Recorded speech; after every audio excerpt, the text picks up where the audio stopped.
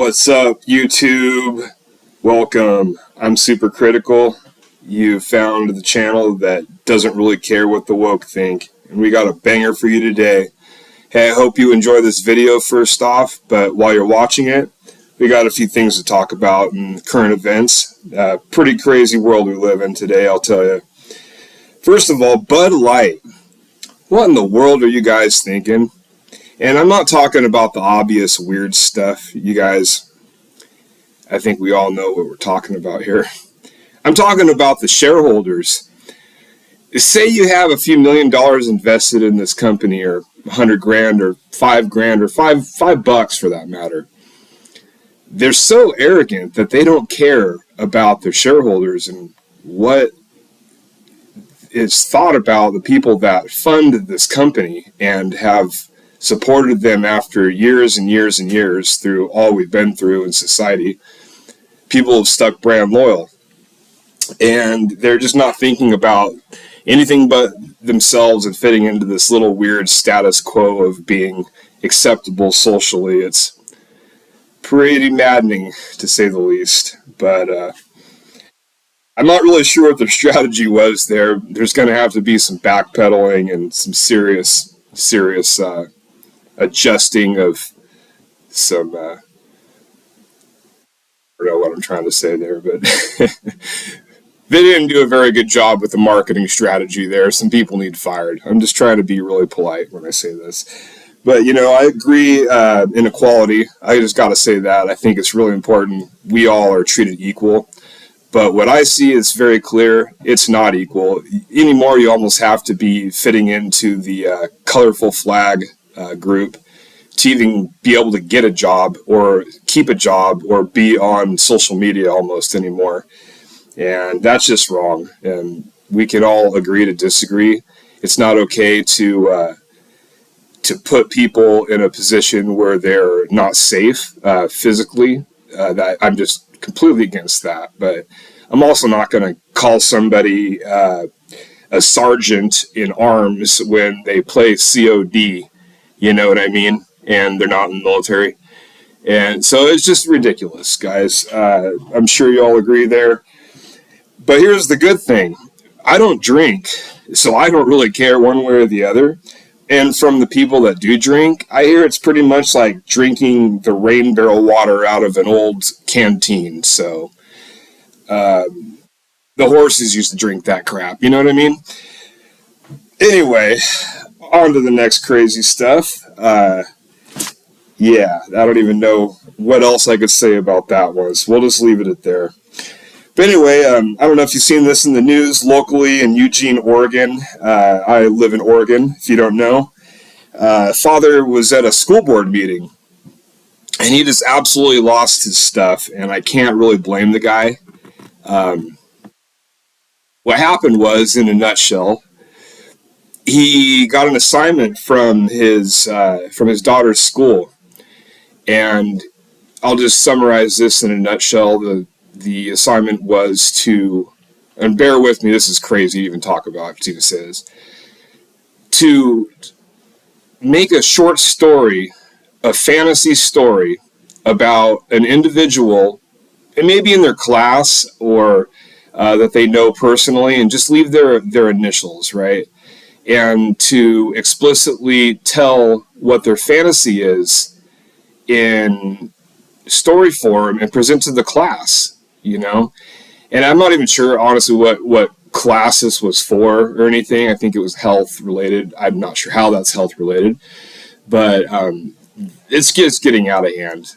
These people are taking care of our children, and we're supposed to drop our kids off and trust these whack jobs to exploit our children like that. You guys can probably just do some simple searching and see what I'm talking about. Teacher flips out in school board meeting is all you need to Google. But anyway, that kind of leads me to my last point here, is indoctrination. So not only are they indoctrinating our children, let me give you this little brief story here. Basically, I'm going to make the point of they're trying to make our kids just fit into this little conformity of go to work, clock in, clock out. You can't think for yourself. All right. So a friend of mine just posted, I saw the other day, how his daughter and him were trying to do this assignment for her class, also in Oregon. And they said something like, explain what you want to be when you grow up in a short story, but it can't be anything unrealistic, like an actor or, a sports athlete or anything like that. Mind you, this girl is literally going to be probably one of the best volleyball players our country's ever seen. And they don't take any of that into account, right? That her dad was a professional athlete and mom is extremely hardworking and very gifted athletically also. No, they just say, something realistic. Instead of saying something like, what is plan B? Or how about after you retire from what you want to do? Because we all know sports, for example, has a really short life, as so do a lot of things in our prime. What do you want to do after that? That would be a good way to direct that, right? But instead, they want to make sure that there's no creativity involved in the answer and to fit into this little bubble of conformity. Because what I've learned in public school, the second you step out and be an individual, dare to wear something different that you might have seen, in a bigger school somewhere else that you might have gone to, for example, you all know what happens, right? Yeah. You get made fun of, and you either learn to accept it or you end up being one of these poor kids that hurt themselves, unfortunately, and or somebody else, and that's just not okay. And that's something we all need to look out for, I think. And that brings me up to my next point here. Holly Holm, UFC. Good for you, lady. Good for you. If you guys haven't watched UFC or even know what it is, it's Ultimate Fighting Championships, and it's been going on for, a few decades now. But yeah, so Holly Holm is a former champion, 135-pound women's champion, and recently she came out and said, after her recent win, something's been on my heart, and I feel that I have the platform to say it. She goes on to say, I need to say it, Holm said. I just feel that it's really sad, all the sexualization of our children right now, and we need to protect them, whatever that may be. Let's protect the children, please. And what's incredible is she used her platform that most fighters use for antics or their next fight or, promoting themselves, which they all need to do.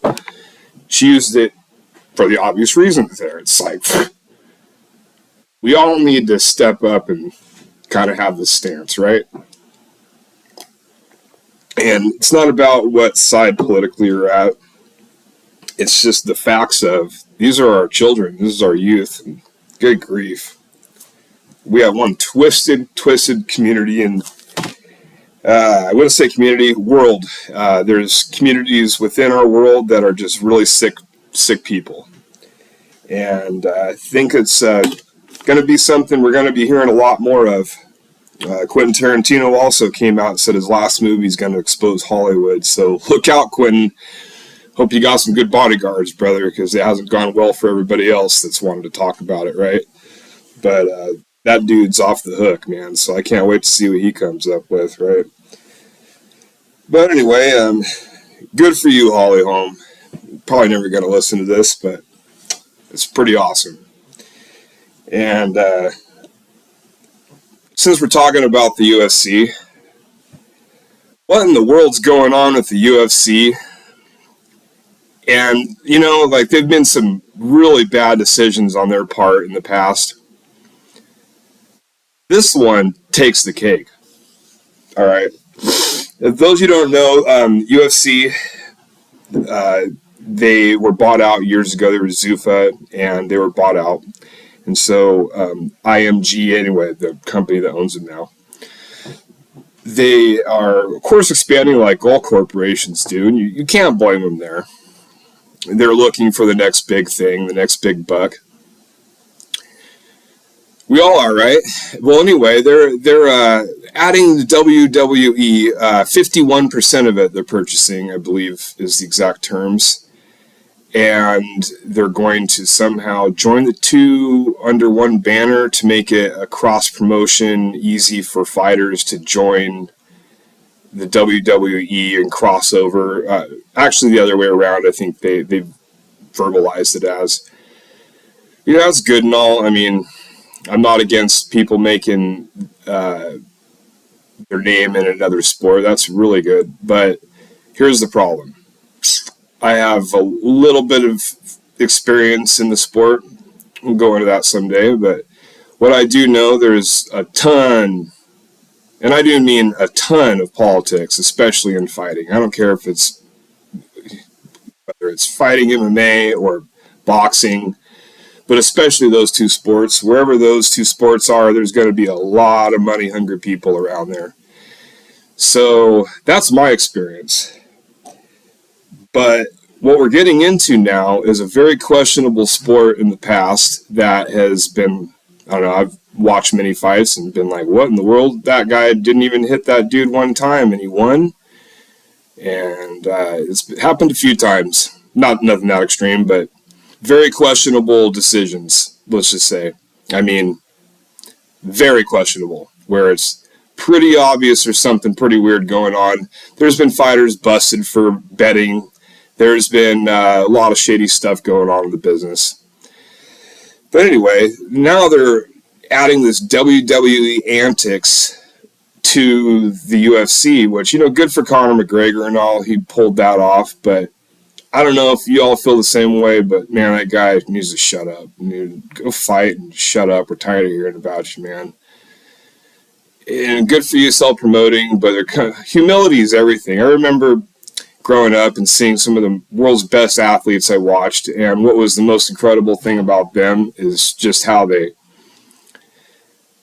dominated the sport they were in, first of all. That's obviously you got to just give respect to that. I don't care what sport it's in. But how they handled themselves during it and afterwards.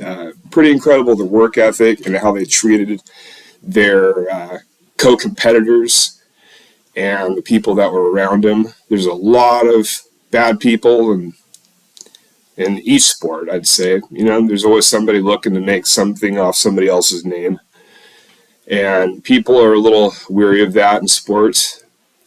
So put up a little bit of a shell or a barrier, most of these guys.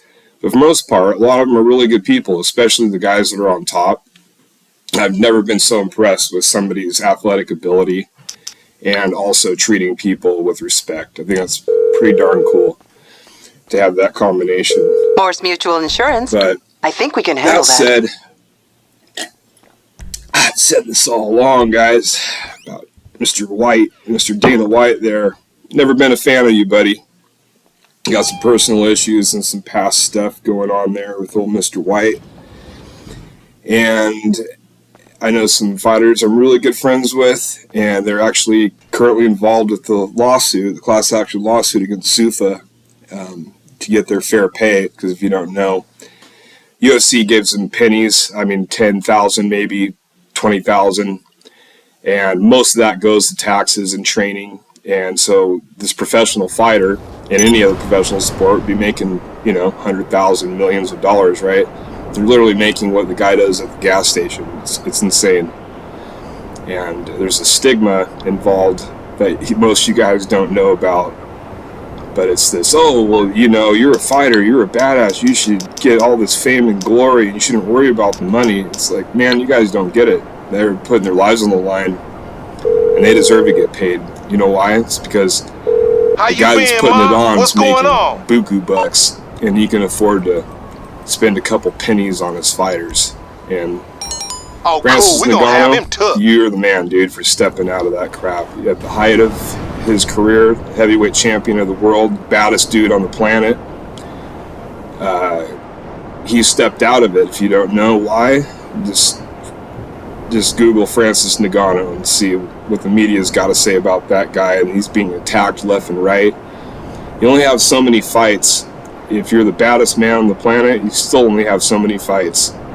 Be smart about them. I can't diss that guy at all for making career decisions that are beneficial to him and his health and his family. And it's a pretty good thing to be able to stand up to these jerks and say what's really on your mind and what everyone really thinks. And I'll tell you this, saying the truth's not very popular sometimes, but you always get that here on this channel, Mountain Goat Gamer. I'll be trying to upload as much as possible. I really appreciate all the support from you guys once again. Just keep liking, subscribing, and sharing this if you are one of the real ones. And as always, fight the good fight, guys. Stay in the mix and keep paying attention for more uploads from this channel.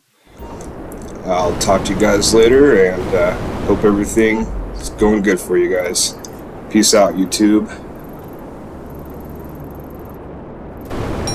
Oh yeah, and if you like this video, this is just part one of at least 2 or 3 part series here. So keep paying attention if you enjoy me destroying these little kids or whoever I'm playing against here. It's used to being little toxic turds online. So enjoy your day, guys. Can't wait for that GTA 6 to come out one day. Hopefully I won't be 90 years old. And see you guys later. Peace.